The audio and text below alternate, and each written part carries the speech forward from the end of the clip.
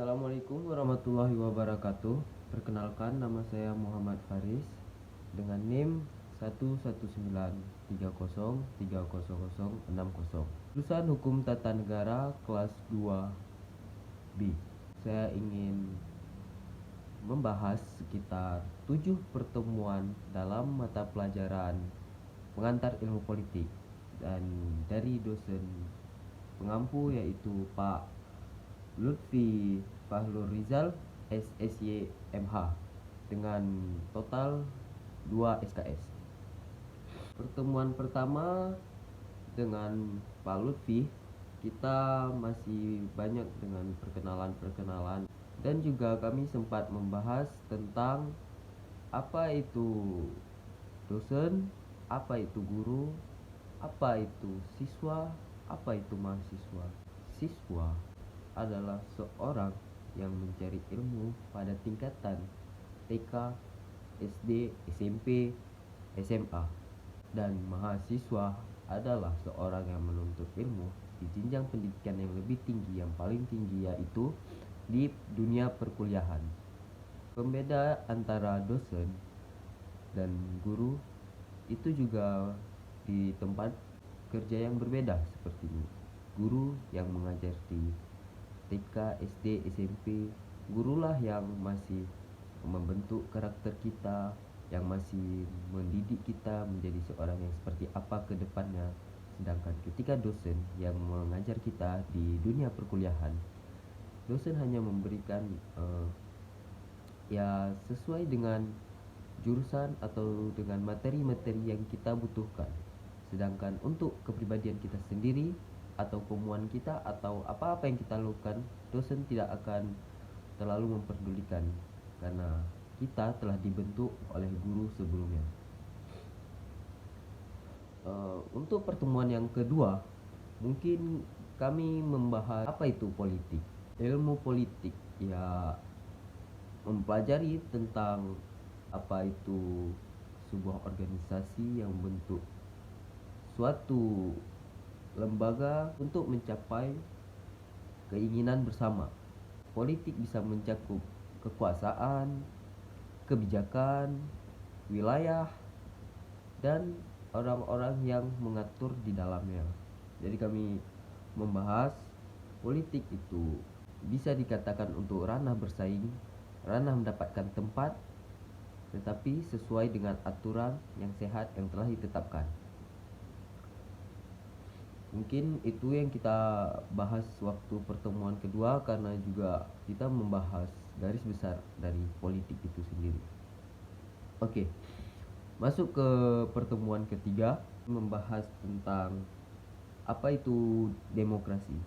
Demokrasi itu antara masyarakat dan pemerintah, yang dimana aspirasi-aspirasi masyarakat disampaikan kepada pemerintah melalui demokrasi, ataupun yang lainnya seperti untuk memecahkan suatu masalah atau mencapai suatu keinginan bersama diadakan demokrasi. Jadi sesuatu kumpulan, yang satu menyampaikan, yang satu menerima, seperti saling membuka pikiran menurut saya. Di situ juga harus memikirkan bagaimana hak kita, hak orang yang akan kita sampaikan, misalnya pemerintah. Jadi di sini tidak boleh ada keegoisan yang membuat suatu demokrasi itu berat sebelah pihak. Pertemuan keempat, kami membahas tentang pembatasan kekuasaan. Batasan kekuasaan di sini bisa dibilang 3 bagian. Yang pertama, kekuasaan legislatif, yaitu sebagai pembuat dari sebuah undang-undang atau peraturan.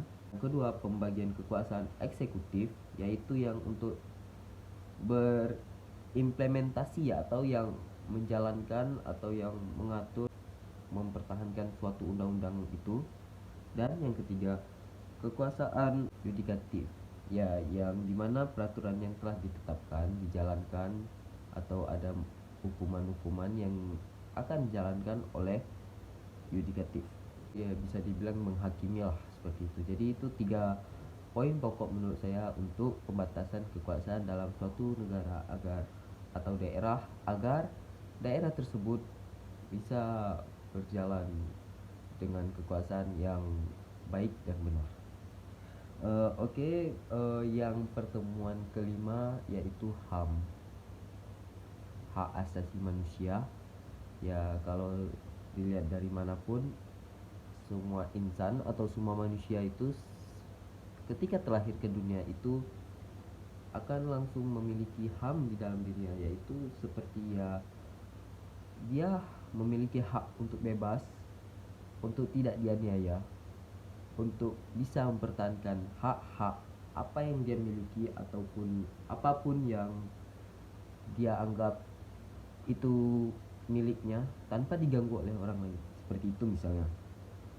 Jadi ketika membicarakan HAM di Indonesia, kami mungkin yang saya dapat dari contohnya lah peristiwa di pabrik kertas Kraft Aceh, atau yang sering disebut dengan tragedi Simpang KKA, yang dimana warga atau masyarakat menyampaikan aspirasi ataupun unjuk rasa kepada pemerintah, yang dimana pemerintah di tempat tidak menerimanya, tetapi karena memang masyarakatnya ngotot kekeh untuk menyampaikan aspirasinya, di situ pemerintah, tentara itu pokoknya membunuh sekitar 46 masyarakat yang tak bersenjata. Ya, dari sini saya melihat bahwa HAM Indonesia termasuk tidak terlalu kuat. Karena apa? Karena para pemerintah yang telah membunuh masyarakat yang tidak bersalah ini tidak dikenakan hukuman. Karena itu saya mengatakan HAM di Indonesia tidaklah sebagus yang mungkin di luar sana yang HAM-nya telah berdiri tegak. Pertemuan ke-6 kami membahas tentang budaya, komunikasi, dan sosialisasi politik. Jadi di sini budaya politik itu sebenarnya seperti lebih mengarah kepada manusia-manusia di dalamnya, seperti seseorang atau beberapa orang yang termasuk dalam ranah politik. Dia menyampaikan ide-idenya, menyampaikan apa yang akan dikerjakan, apa yang seharusnya dilakukan, apa yang tidak harus dilakukan. Jadi di dalam berpolitik, manusia-manusia ini menciptakan sebuah budaya politik. Dan dengan terus berkembangnya masa, budaya-budaya ini juga akan semakin besar, semakin luas arti dari budaya itu sendiri. Sedangkan komunikasi atau sosialisasi politik, saya kira itu seperti mereka membicarakan tentang politik-politik, komunikasi politik, apa-apa yang telah terjalin antara politik, kerjasama ataupun apapun itu yang berhubungan dengan komunikasi politik, dan itu akan diturunkan turun-temurun. Misalnya nih, politik yang paling pertama, mereka mempunyai komunikasi, kerjasama atau apapun itu, dan akan turun terus ke yang di bawahnya. Generasi yang akan datang akan mewarisi komunikasi yang tadi dan budaya-budaya juga. Terus pertemuan ke-7 yaitu partisipasi dari partai politik.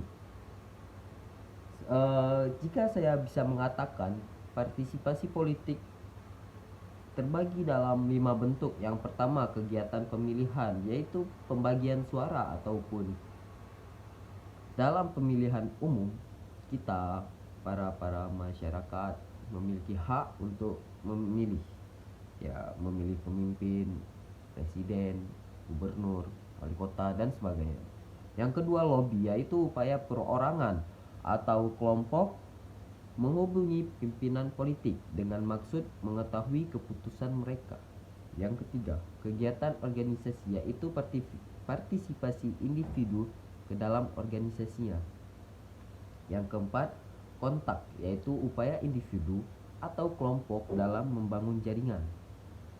Yang kelima, tindakan kekerasan, yaitu individu atau kelompok guna mempengaruhi keputusan pemerintah dengan cara menciptakan kerugian fisik manusia atau harta benda.